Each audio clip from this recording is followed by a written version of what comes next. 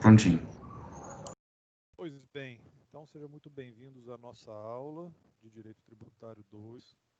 Hoje nós vamos prosseguir no tema legislação tributária, retomando a nossa conversa para falarmos sobre as fontes formais do direito tributário, em especial os tratados internacionais. Tratados, acordos internacionais, são uma importante fonte do direito tributário. Existem dois temas que são muito usualmente disciplinados pelos tratados internacionais. Um desses temas é a tributação sobre a renda.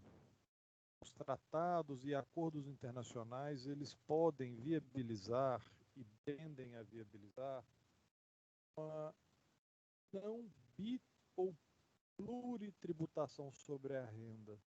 A tributação sobre a renda no mundo, ela tem os chamados genuine links, que são fatores atrativos da competência ou do poder de tributar, da competência para tributar.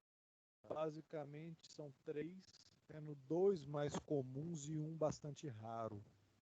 Os mais comuns são o da residência e o da fonte. Então, com base na residência, o país onde reside a pessoa, o titular da renda, será o país competente para tributar. É a opção dos países exportadores de capital. Eles querem tributar os ganhos de seus residentes, mesmo aqueles ganhos auferidos fora de seu território. Ou, falando de forma mais precisa, decorrentes de fontes fora do seu território. E um outro critério contrário ao da residência é o critério da fonte. Com base no critério da fonte, o país competente para tributar seria o país da fonte do rendimento. E nós temos aí dois argumentos distintos. Né? Primeiro argumento, né, da residência. Ora, se a pessoa, seja ela física ou jurídica, está residente ou domiciliada no meu território, então esta pessoa está usufruindo dos serviços públicos por mim providos. Então eu posso tributar, que os países que tributam com base na residência sustentam. Os países que tributam com base na fonte dizem, olha, incide sobre a geração de riqueza foi gerada no meu território, então eu quero tributar. Né? E nós temos um problema quando os diferentes países buscam tributar estas situações, um na fonte e um na residência. Um com base critério fonte, um com base critério residência. E aí pode haver a dupla ou a bitributação sobre a renda. E existem hipóteses até muito mais complexas. Né? Há um terceiro genuine link, que é muito raro, que é o da nacionalidade, que basicamente, pelo que eu sei, até onde eu consegui estudar, e época que eu estudei esse tema, eram adotados apenas pelos Estados Unidos da América do Norte e pelas Filipinas. Com base nesse critério, o cidadão com a nacionalidade desses países, independente de onde residam, independente de onde aufiram seus rendimentos, terão que lhes pagar tributo com base no critério da nacionalidade. Então é possível, há situações em que há uma ou tri ou pluritributação sobre a renda, e evidentemente não é algo desejável, é algo que se busca evitar, e os tratados internacionais costumam prover mecanismos bilaterais ou multilaterais para se evitar a bi ou pluritributação sobre a renda. Um outro tema também muito comum aos tratados internacionais são temas afetos aos tributos aduaneiros. Os temas aduaneiros, que são muito mais amplos do que o tributário, muito comumente são disciplinados pelos tratados e acordos internacionais e que, no mais das vezes, também disciplinam as alíquotas, né, de importação de produtos. Então, é muito comum os países fazerem acordos que são genuínas barganhas, né? Então, vou dar um exemplo. Né? A Rússia não tributa a carne bovina brasileira, a importação, e o Brasil não tributa a importação do açúcar russo. Então, normalmente são negociações que são feitas para atender o interesse das indústrias locais, o escoamento da produção local de cada país, buscando atender interesses recíprocos. Então, são dois temas muito relevantes e comumente versados em tratados internacionais. Os tratados internacionais em matéria tributária, eles estão previstos no artigo 98 do CTN. E qual a previsão do artigo 98? Os tratados e as convenções internacionais revogam ou modificam a legislação tributária interna e serão observados pela que lhe sobrevenha.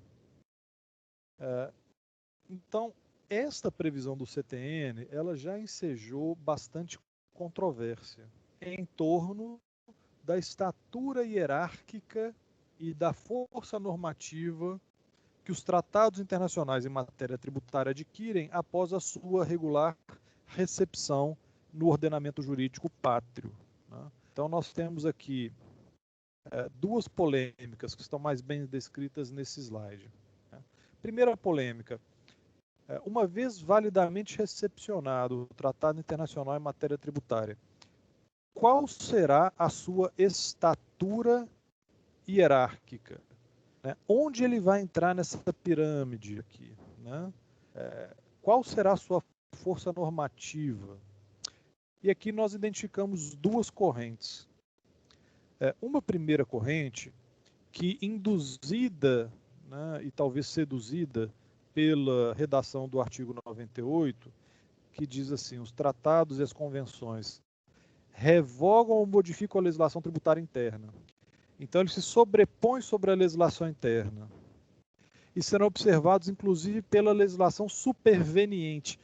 Esta previsão ensejou os adeptos da primeira corrente a entenderem que os tratados internacionais, em matéria tributária, uma vez validamente recepcionados no ordenamento jurídico brasileiro, passaria a vigorar com força de lei complementar. Numa visão mais positivista e menos pós-moderna, a lei complementar estaria hierarquicamente acima da lei ordinária. E esse foi o entendimento desta primeira corrente. Ora, como o artigo 98 do CTN diz que o Tratado Internacional prevalece sobre a legislação interna, inclusive a que lhe for superveniente, então a conclusão é que ele está hierarquicamente acima, e teria estatura hierárquica e força normativa própria de lei complementar. A esta corrente se contrapôs uma segunda, que entende que concluiu que os tratados internacionais em matéria tributária, validamente recepcionados no ordenamento jurídico interno, passariam a aqui vigorar com estatura própria de lei ordinária. E quais os argumentos que esta segunda corrente tem, que são bastante fortes e convincentes? Primeiro, o tema de hierarquia de normas é um tema eminentemente constitucional. O CTN não pode disciplinar a hierarquia de normas e nem poderia fazê-lo à época de sua edição. Nem existia lei complementar à época da edição do CTN. E na Constituição de 88, o tema de hierarquia de normas, e mesmo fora da Constituição brasileira, o tema de hierarquia de normas é um tema constitucional. É a norma fundamental do Estado que vai organizar e escalonar a força hierárquica, a estatura normativa das diferentes fontes do direito. Então, não pode o CTN disciplinar esse tema. Primeiro argumento. Segundo argumento, a Constituição, que deve disciplinar o tema de hierarquia de normas, não fala nada de tratado internacional em matéria tributária. A única previsão que há, que nós conhecemos, são os acordos ou tratados internacionais em matéria de direitos humanos, quando recepcionados, passam a vigorar como se emenda constitucional fossem. Então, passam a aderir à força normativa da própria Constituição. Mas não há nenhuma excepcionalidade, nenhuma previsão em relação aos tratados em matéria em ordem tributária. E há precedentes do Supremo, precedentes antigos, como, por exemplo, podemos citar um leading case em torno da Lei Uniforme de Genebra, que definiu quais seriam os títulos executivos extrajudiciais, né? Então disciplina lá letra de câmbio, cheque, nota promissória. Esses títulos foram uniformizados, né, pelo tratado chamado Lei Uniforme de Genebra, Convenção de Genebra, que era da década de 50, salvo engano, e nos idos de 70, o Brasil, que é signatário da Lei Uniforme de Genebra, editou sua lei de cheque com previsões totalmente díspares.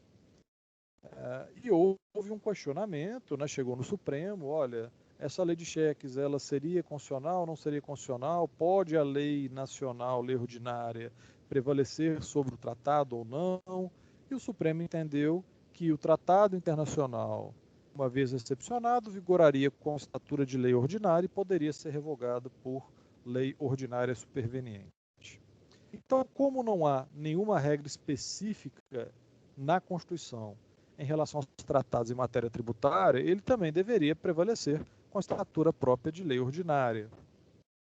Então, chegando à conclusão de que seria lei ordinária, como interpretar o dispositivo, né, do artigo 98 do CTN? Como então entender se é lei ordinária, como ela pode prevalecer, revogar a legislação interna e ainda assim prevalecer sobre a superveniente?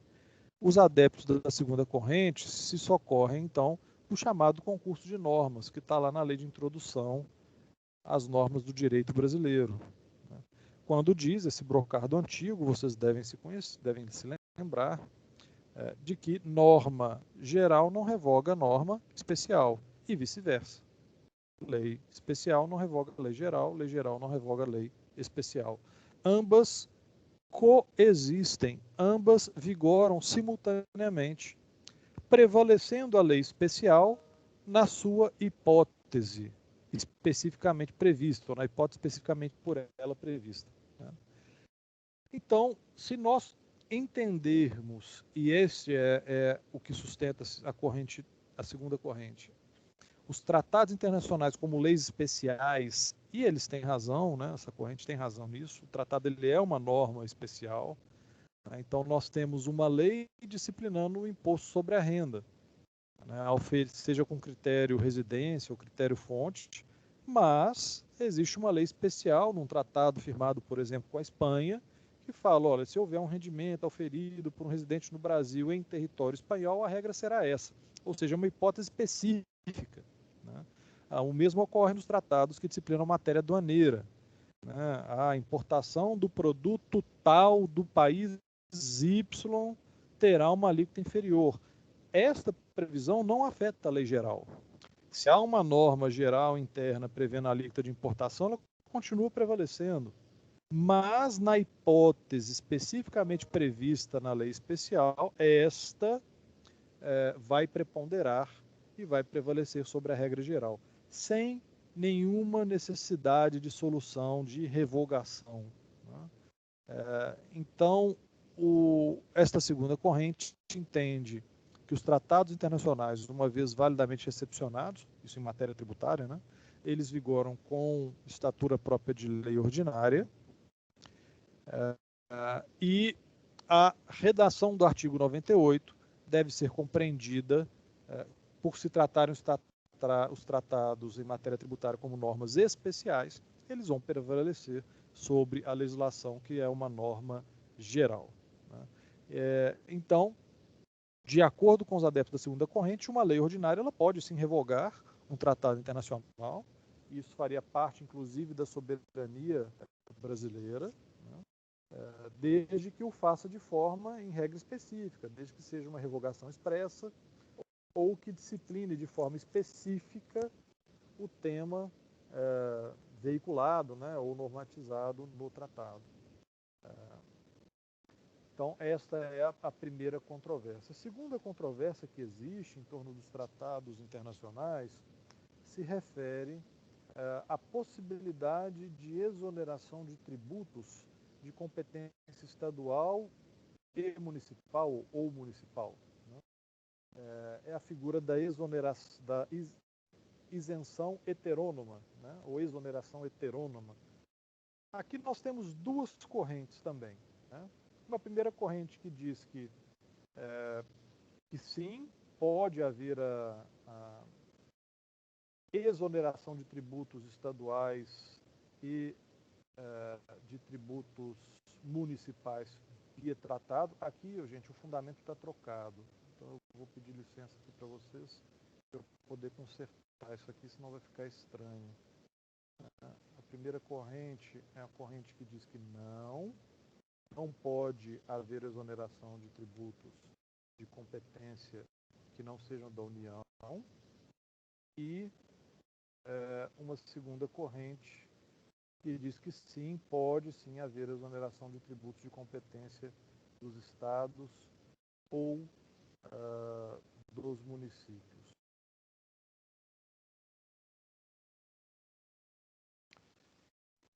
Bom, a primeira corrente, a corrente que diz que entende que o tratado internacional não pode disciplinar, não pode conceder isenção ou sequer uma exoneração parcial, redução de alíquota, redução de base de cálculo, de tributos de estados ou dos municípios.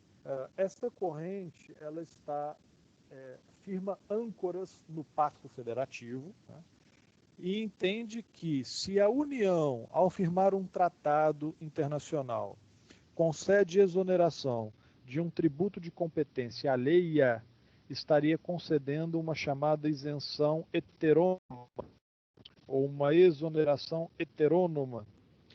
Heterônoma é o que é feito independente, de uma forma externa, independente da vontade das pessoas afetadas por aquela decisão.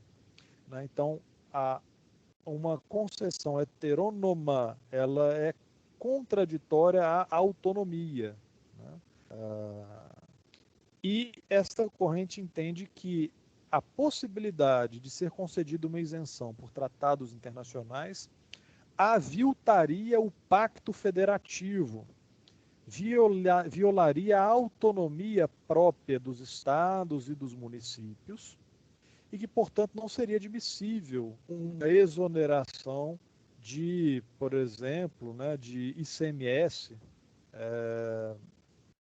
via tratado internacional, ou de ISS via tratado internacional. O André, enquanto eu vou explicando aqui, você pode fazer um favor para mim? Sim. Olha para mim a súmula 71 do STJ, 70 ou 71, é um que fala do bacalhau importado da Escandinávia. Vê se você encontrando, por favor, nos avise. Eu não sei se é 70 ou 71 a súmula do STJ. É um caso 71 mesmo. 71, né? Ele se Uhum. refere ao período pretérito à Constituição de 88. Você pode ler para a gente, André, por favor? Sim. Súmula 71. O bacalhau importado de país signatário do GATT é isento do ICMS. Você pode ler, é isento do ICMS ou do ICM? Do ICMS. No caso, essa do STJ é do ICMS. Eu acho que tem uma do STF, que é ICM. Então, o que está dizendo aí? Olha, existe um tratado internacional que concedeu uma isenção para a importação do bacalhau importado, por exemplo, da Noruega. O Brasil é signatário desse tratado.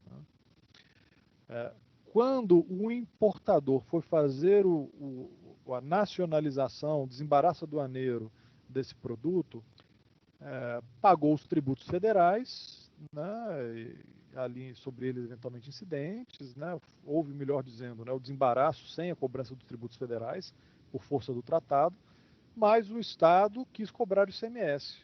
Com base em qual argumento? Né? Com base no argumento de que, olha, não pode um tratado firmado pela União conceder isenção de imposto estadual. Né? Isso fere a minha autonomia, isso viola o pacto federativo. Esta é a posição da primeira corrente, né, que entende que não pode haver esse tipo de tributação. Né? Mas há uma segunda corrente que entende que sim. né, um tratado internacional ele pode sim prever a exoneração de tributos estaduais ou municipais. E com base em quê? Qual que é o raciocínio dessa segunda corrente? Essa segunda corrente, ela entende que a primeira corrente tem um erro de premissa. Qual é o erro de premissa? O tratado internacional ele não é firmado pela União. Ele é sim firmado pela República Federativa do Brasil. E aí uma confusão que é muito comum existir. Por quê?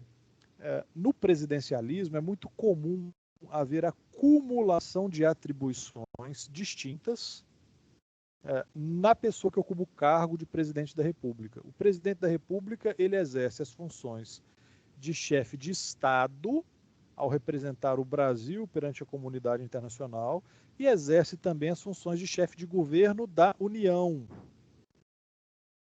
E aí representa, portanto, a União no âmbito interno. Quando o presidente da República firma um tratado internacional, ele não o firma representando a União, como não é um ato do chefe de governo da União, mas sim um ato do chefe de Estado, que representa a República Federativa do Brasil, que é formada pela união indissolúvel de todos os estados e municípios. Então, os estados e municípios, eles são sim representados pelo presidente da República quando ele firma um tratado internacional. E não haveria como um tratado internacional que implica na assunção de um compromisso do Brasil perante a comunidade internacional não ser vinculante para um ente federado. Isso tornaria inviável as relações exteriores, as relações externas com outros países, se não houvesse essa vinculação. Então, essa segunda corrente, ela entende que sim, é possível. Por que é possível? Não há violação ao Pacto Federativo. Por quê? Porque quando o presidente da República assina um tratado internacional, ele não faz em nome da União, mas sim em nome da República Federativa do Brasil. E vincularia, portanto, todos os entes federados que a constituem. Então, vincula a União, vincula os estados, municípios e Distrito Federal. Estas duas correntes, elas são diametralmente opostas, né? As conclusões são diametralmente opostas. A primeira é muito apegada, né, ao Pacto Federativo,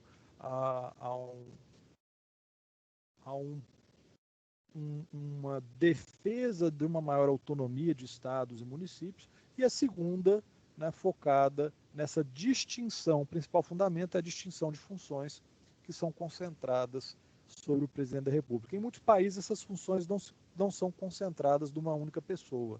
Então, onde há monarquia, por exemplo, né, Rainha Elizabeth é chefe de Estado, né, e o primeiro-ministro é o chefe de governo.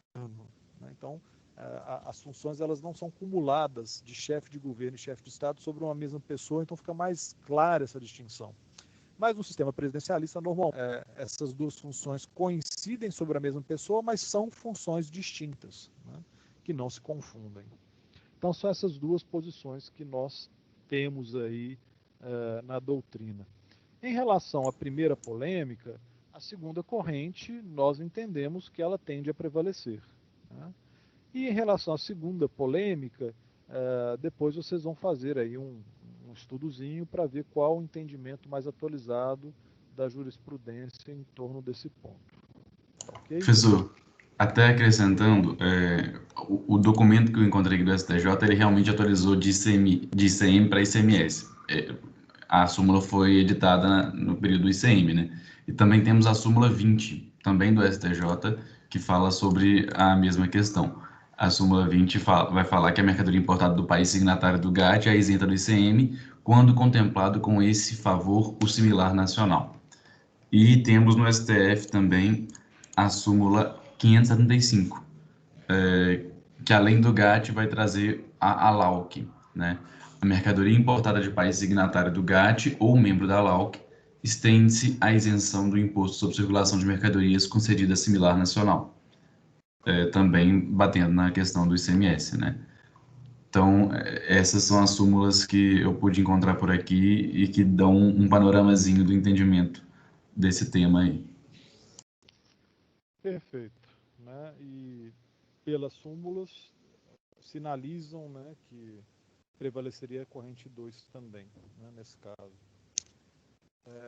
Bom, depois, se você puder, André, ao disponibilizar o material para o pessoal inserir as súmulas aqui embaixo, acho que poderia ajudá-los aí no estudo. Beleza, pode deixar. Bom, dando sequência, né, nós já vimos aí, comentamos as fontes primárias, há também fontes secundárias, né, que são atos normativos infralegais, normalmente expedidos pelo próprio Poder Executivo. Então, não são leis no sentido estricto sensu. Por que razão? Porque, apesar de serem atos normativos impessoais, genéricos e abstratos, eles não foram aprovados pelo Poder Legislativo, não tiveram, portanto, observância do processo legislativo. Foram emanados pelo próprio Poder Executivo, que é titular de um poder regulamentar, que está também disciplinado no CTN. O artigo 99 do CTN diz, né, ele vem disciplinar esse poder regulatório ou regulamentar em matéria tributária do Poder Executivo, da União, dos estados, dos municípios, de acordo com suas respectivas competências tributárias. E o CTN diz: o conteúdo e alcance dos decretos restringem-se aos das leis, em função das quais sejam expedidos, determinados com observância das regras de interpretação estabelecidas nesta lei. No próprio CTN, nós veremos essas regras de interpretação mais à frente.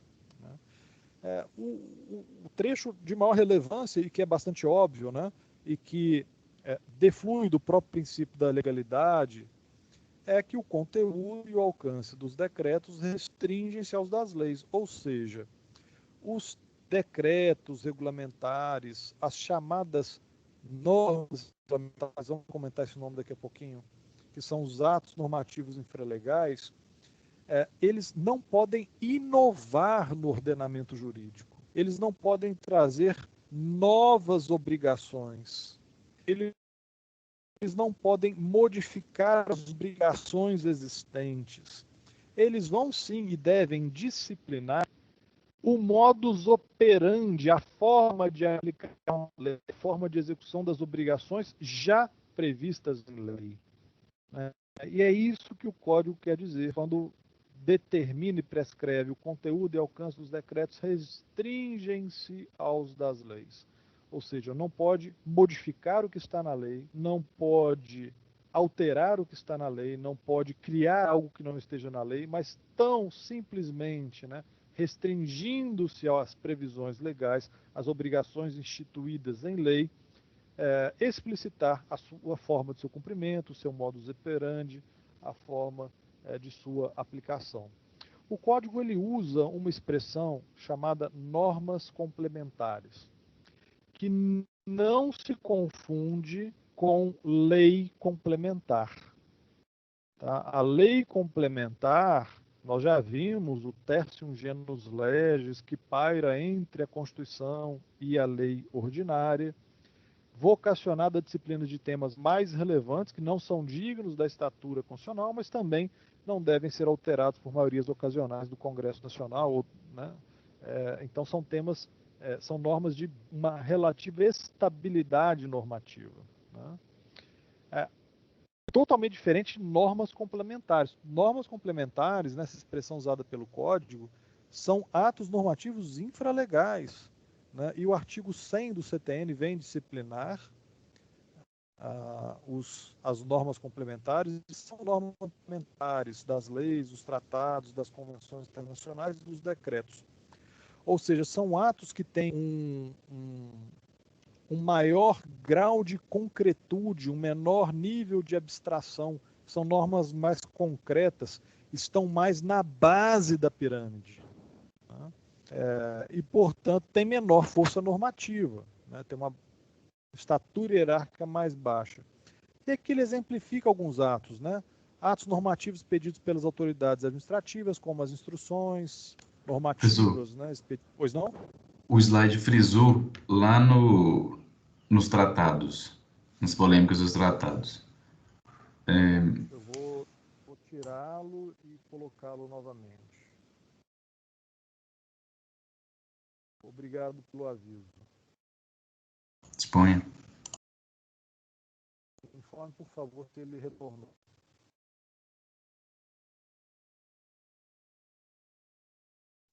Ainda não retornou, não.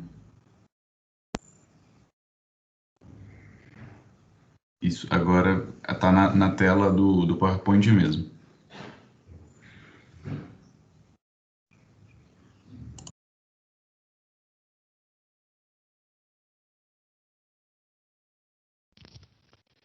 Está com o artigo 99 aí. Tá sim. Perfeito. Então, como nós dizíamos, né, o conteúdo, o alcance dos decretos restringe aos das leis e as normas complementares vão disciplinar como os decretos devem ser aplicados e também como as leis e como os tratados devem ser disciplinados. Isso está no artigo 100 do CTN. Aqui há um rol que nós entendemos se quer ser exaustivo, um rol mais exemplificativo, números apertos, e atos normativos, né, citando como exemplos, atos normativos pedidos pelas autoridades administrativas, exemplo de instruções normativas, circulares, portarias, ordens de serviços. Segundo exemplo, inciso 2, decisões de órgãos singulares ou coletivos de entre aspas, né, jurisdição administrativa. Não existe jurisdição administrativa, né, a rigor, mas é uma expressão utilizada quando há decisões com força normativa no âmbito da administração. Né? Aqui a lei atribui eficácia normativa. Então, há alguns atos que se caracterizam como de órgãos responsáveis por verdade. Podemos citar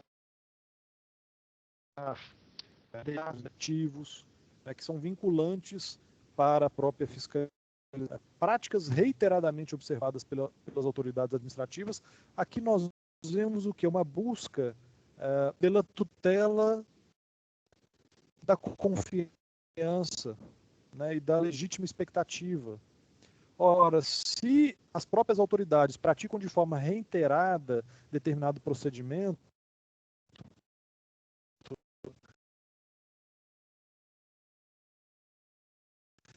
esse procedimento deve ser observado como válido.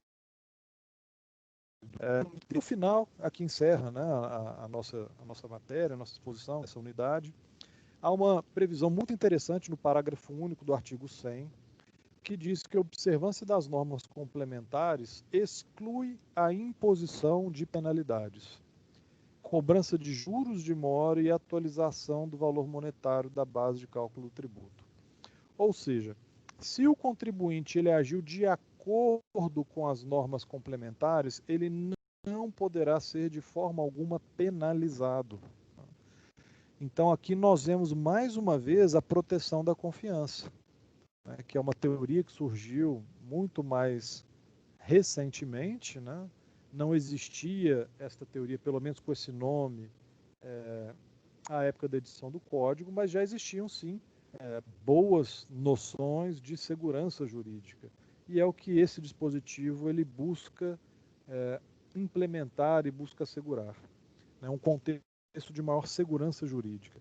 Então, se há um ato interpretativo, se há um parecer normativo num determinado sentido, né, caso venha, por algum motivo, essa orientação ser considerada ilegal ou inconstitucional que seja, quem seguiu tal orientação não poderá ser de forma alguma penalizado.